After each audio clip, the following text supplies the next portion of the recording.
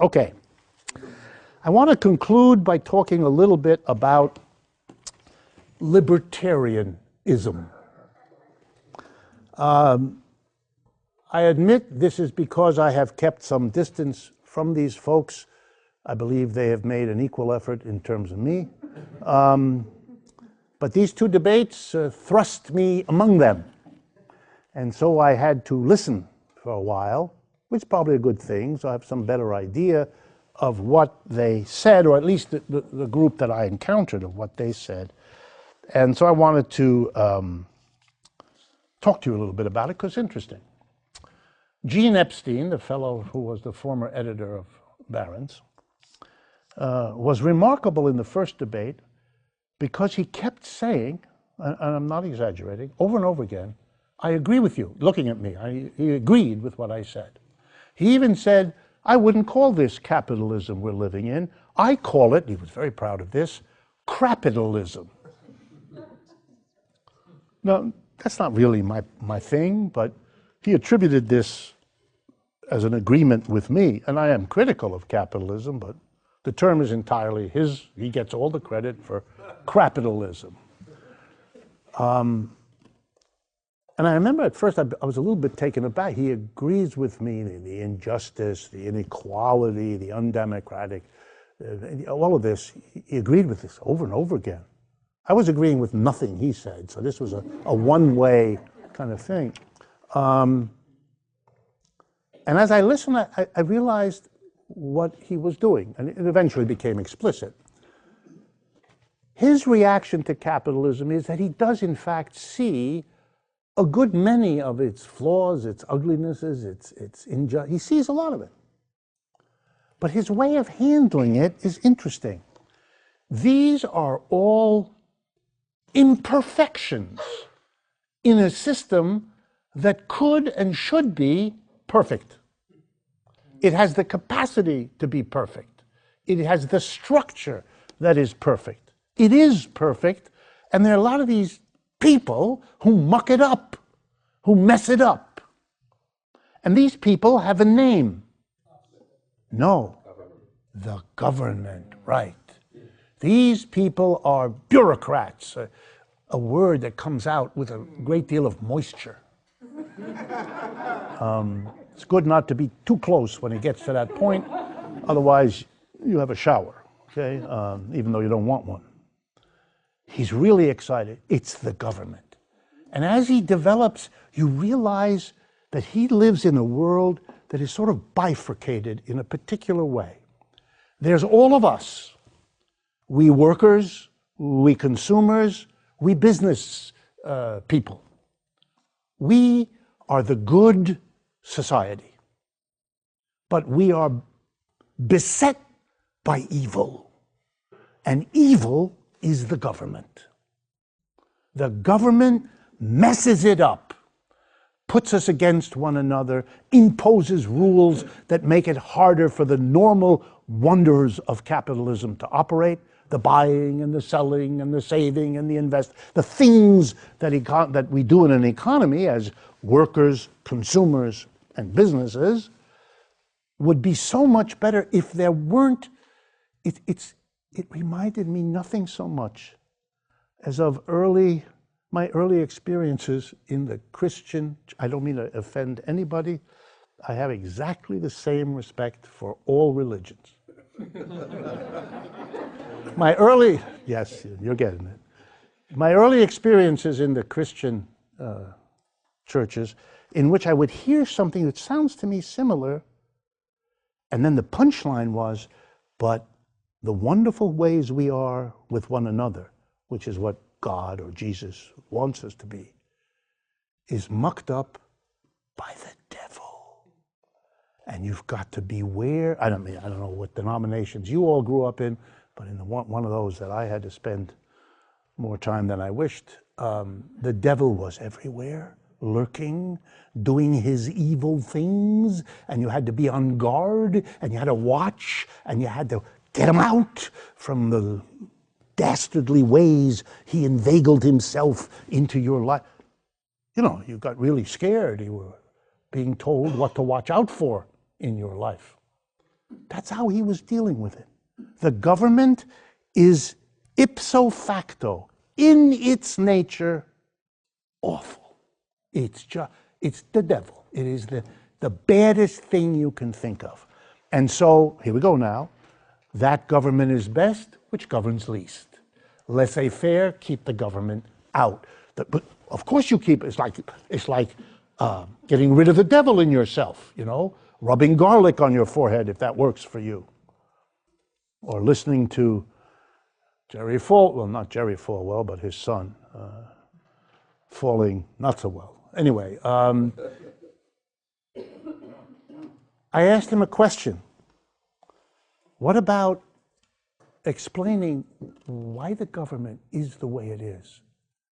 What about the possibility the government could behave in a different way from the one you just outlined? What about the history of the government of Roosevelt coming in and saving the country from the disasters of the Great Depression? And the interesting thing was the look on his face. He hadn't thought about it. He really did. He didn't make an argument. He just sort of shrugged his shoulders. I think it struck him as a question, had no point, had no sense to him, because the government there is no analytic about, the government is a thing in the world that mucks everything up. They live in that world. And here's the thing, one last point. Here's the thing that I found most interesting about this. They're against the government. And when you ask them, what do you mean? The power, the authority. Throughout the entire debate, he equated socialism, all of socialism, with the affirmation that the government should have a big role, which for him is the Antichrist.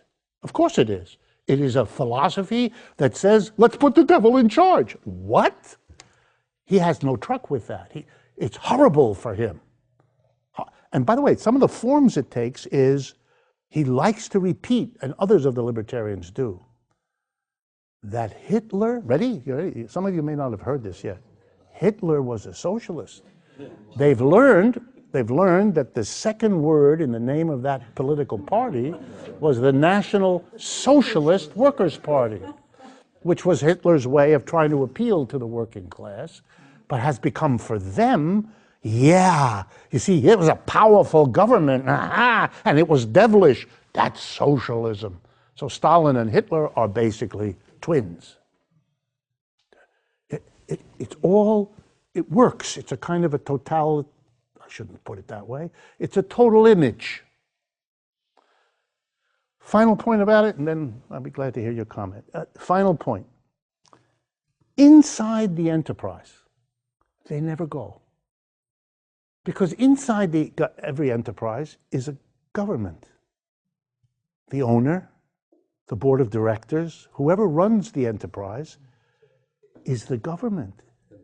Only a government that has real power. It can take your livelihood away. It can fire you. It can tell you what to do, and if you don't do it, you're gone.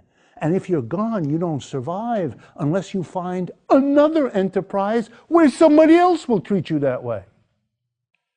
So the very logic would say, gee, you oughtn't to be in favor of a capitalist enterprise. And when I pushed, he said, I agree with you. Be fine if we had enterprises where the workers were a co-op and ran it. That's fine. Because he didn't get the point. Because if those worker co-ops that he embraced understood him, they'd be against the government. He didn't get the point. That his choice of demonizing the government is very selective as to where he does it and when he does it. He was happy that there were very few co-ops. He didn't like them much. Wasn't against them. But he had no critique of the dictatorship inside every enterprise in capitalism. That's how they're organized, 99.9% of them. It's like when we got rid of kings, you know, when we had a guillotine and we took their heads away and put them in one basket and the rest of them in the other basket. We got rid of kings there. But they survived, didn't they? There's two places where they survived. Inside the enterprise, they became the king. And for those of you that are feminists, inside the household, they became another kind of king. They subordinated their workers and they subordinated their wives, and usually their children too. That king didn't go away so quickly. He just moved, if you understand. But they don't. For them, the government and socialism are an unspeakable evil, and for them, seeing no other way, for them, capitalism is the negation of government. Last point, in their peculiar way, they are anarchists. Think about it. Yes, ma'am. What would you had? Say, it seems like the libertarian movement is really kind of the result of like the right-wing think tanks that work through the universities and stuff. And I didn't know if that was a reductionist view of mine or if that's what your perception is. No, I would take it a little bit differently. A very important point. You know, the defense of capitalism is becoming harder and harder, and people are turning away. I mean, they all know that, by the way. They all talk about that. They worry about that. And so I think they're turning more to libertarian because the defenses of the system. Let me put it this way. For 50 years, from roughly 1945 to the end of the century, my time of being, you know, a teacher and growing up in this society, the overwhelmingly dominant defense of capitalism went like this. Capitalism is wonderful because here in America, we don't have classes. Everybody is in the middle class. Look at all the people who own their own car, their own home. I mean, we don't have poor people, oh, few, yes, but we are look, by the way, this was unbelievable arrogance. Capitalists had fought against everything Roosevelt did. It was the unions and the communists and the socialists who got all those things that created a middle class. But the genius of capitalism was once they had lost that battle, they took credit for what they had been unable to prevent and made it a virtue that there was a middle class. Then in the last 30 years, they destroyed that middle class as they went back to the way things were before. And they can't do that anymore. You can't go out and say, isn't capitalism wonderful? Look at all you students with your $800,000 of debt. It doesn't look good. You can't defend the middle class because you don't got one much anymore. So you got to come up with something else.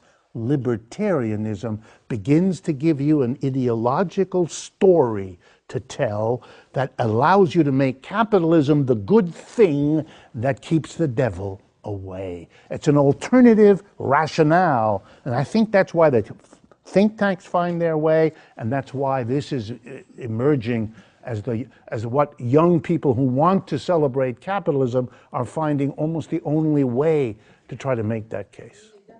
Talking points on Fox. I was talking to ex-Facebook friend who's a libertarian, and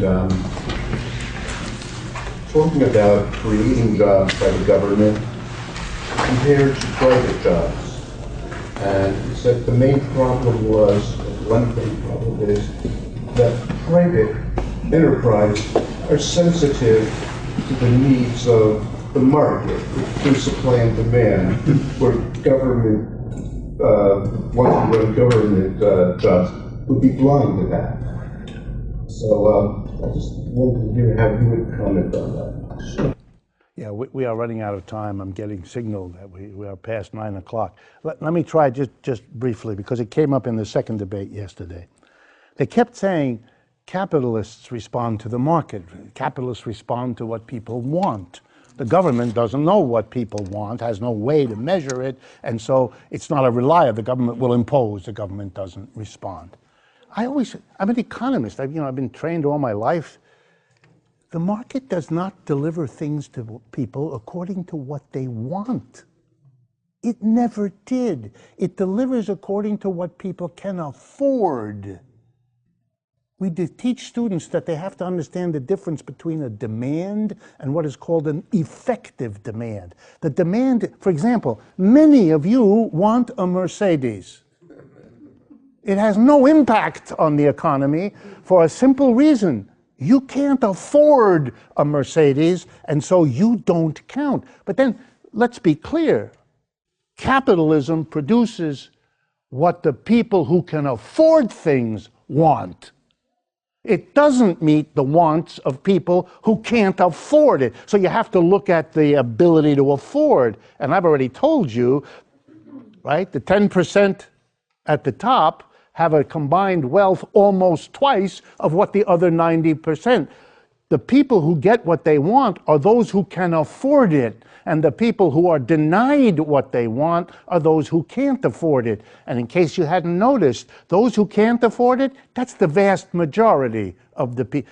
Capitalism fails to provide people what they want by destroying their income and their purchasing power. And only a person who is really ideologically bent is going to talk as if capitalism provides people's wants. Stop it.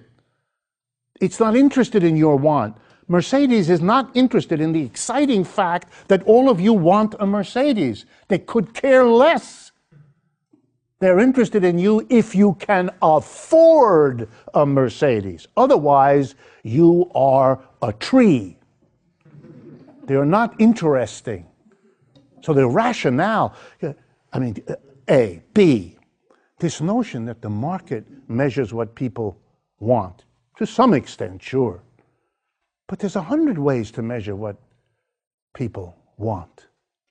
For example, in World War II, and I have to stop after this, you all do know that in World War II, the decision was made by the Republicans and the Democrats and Roosevelt as president, all together, no dissension, no major dissension, that relying on a market in the war was not a good idea. It would be dangerous. Simple reason. So many resources had to be diverted for the war effort to build planes and trains and the uniforms for the soldiers and all that, that there wouldn't be very many resources left to produce consumer goods. You know, meat, sugar, gasoline, basics. And so if there was too little of that, then there would be a difficult struggle among the American people to buy the scarce basics. And that would drive up, that's how markets work, right? If there's a shortage of supply and it's less than the demand, then go to, remember the little exercise you had to do? Demand, the price goes up. Okay, well, let's see these smarties in the War Department in Washington.